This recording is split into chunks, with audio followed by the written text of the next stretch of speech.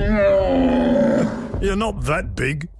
With Sportsbet's same race multi, you can combine multiple runners in one race for bigger odds. Makes everything else look kind of small. Conditions apply. Gamble responsibly. 1-800-858-858. Welcome back to Sports Day. It's powered by Red Energy, awarded CanStar's most trusted energy retailer nationally for 2021. That's Red Energy. And for the Kia, the all-new Kia Sportage, which has been unleashed. And a man we're going to absolutely unleash on this station, who's been brilliant. He set Sam McClure right with Dosh. He told him it was due for, I guess, the showgrounds, feeding it carrots. Is Andrew Bensley. Well, Sam would have loved that. Yeah, he went off crying in his milk. Benz, welcome to the show. Yeah, good to talk to you, Jimmy and Shane. On Cup Eve, oh, bring it on, guys. Bring it on. Hey, incentivised tomorrow. Shortest price favourite since Farlap, pretty much. Well, third shortest in history. Can it be beaten? Well, it's an extraordinary effort to get to where it is, Jimmy, when you think that he won his first race back in April. I mean, it's just staggering how quickly he's gained this. And the only thing that can beat him tomorrow, I think, is if he's got a query, it's the 2 mile under a staying test.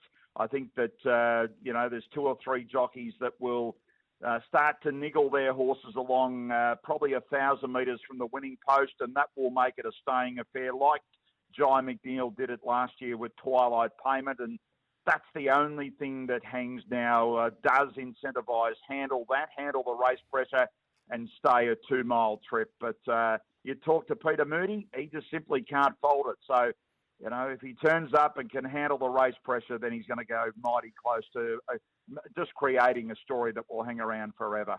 So, Andrew, outside of incentivise, because all the money has gone for this horse, where do you go, all right, we've seen upsets in Melbourne Cups past. What's the potential for the upset tomorrow?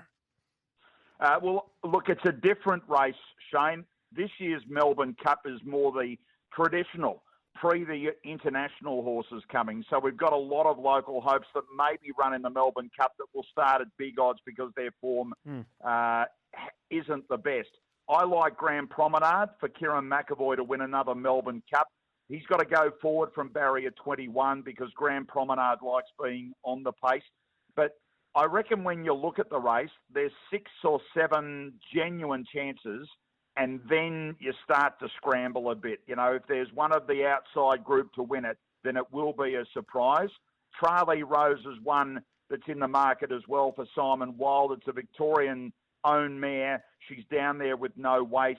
But a Geelong Cup winning record of late hasn't been the best from a Geelong Cup to win a Melbourne Cup. So the stats are against Charlie Rose. So it's that sort of race. It's 6 or 7 genuine chances, then it falls away.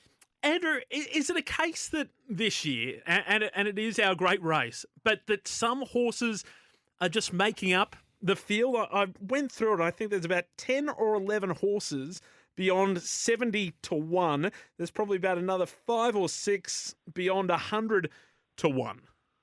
Well, they deserve to be there because they have got the ratings and the handicaps to be there.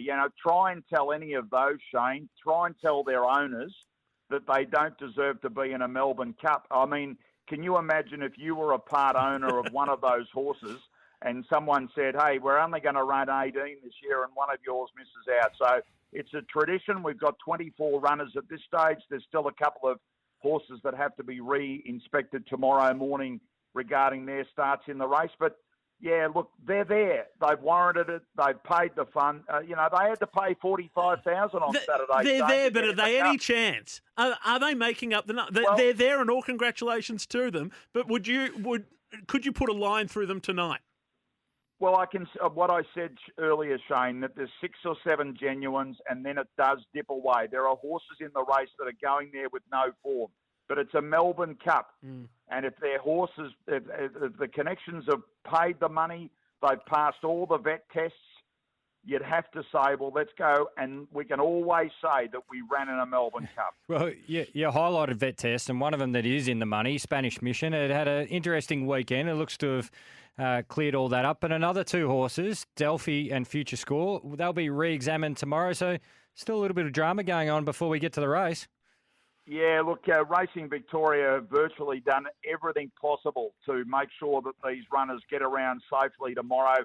For the internationals that have come, they've done test before they left UK and Ireland, since they've been at Werribee, and now all the locals have been examined multiple occasions.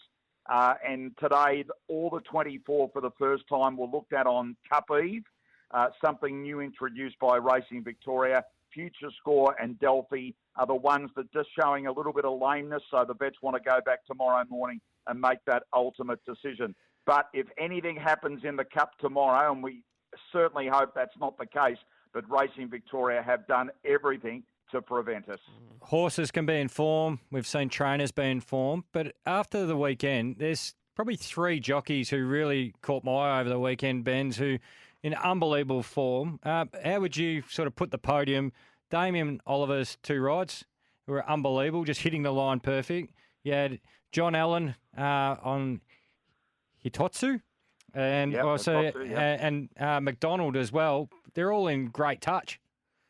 They are. Look, Damien Oliver, because there's so many young jockeys coming through, Jimmy, you're not forgetting them, but they're not as high profile now. Ollie just reminded us on Saturday with 2 unbelievable rides, Superstorm and Colette. 200 out, you would have been throwing your tickets away, but Ollie was able to weave. He's hoping that he's not sitting in the jockey's room with Delphi if there's an issue again in the morning. James McDonald's just become so well-known coming here from New Zealand. And John Allen, well, he rides Explosive Jack, who won 3 or 4 derbies last racing season. He's a dead-set stayer. So who can you rule out? Because jockeys riding with confidence, it's like footballers. When they kick goals or handball to the right players and get momentum, you can't stop them. Do the conditions make you think about if you were going for a top 3, Andrew, given the heat tomorrow, 30 degrees in Melbourne? Does that have you waver at all in your decision-making with your tips for tomorrow? No, look, they're going to water Flemington tonight, Shane. They've watered every night since Saturday, knowing that it was going to be pretty warm tomorrow with that 30 degrees, and the grass cover has been kept pretty thick, and it raced really well on Saturday. Look, as I said earlier, I like Grand Promenade. The only thing that McAvoy needs to do is to go forward from the position of the barrier and just get into a nice position. Then you put that mix, in no particular order: Twilight Payment, Incentivise, Spanish Mission, Charlie Rose, and maybe Floating Artist. But everyone's got their own tip in a cup. It won't matter what I'm tipping, but I hope it's Grand Promenade. Before I let you go, on a scale of 1 to 10, to be back at the Melbourne Cup, to be trackside at Flemington tomorrow, how excited are you?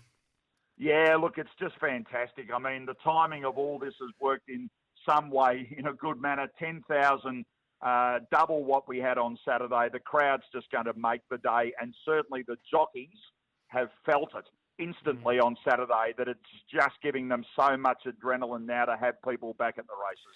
It'll be a terrific day, Andrew. We look forward to it. We'll chat to you tomorrow night with all the fallout from the great race.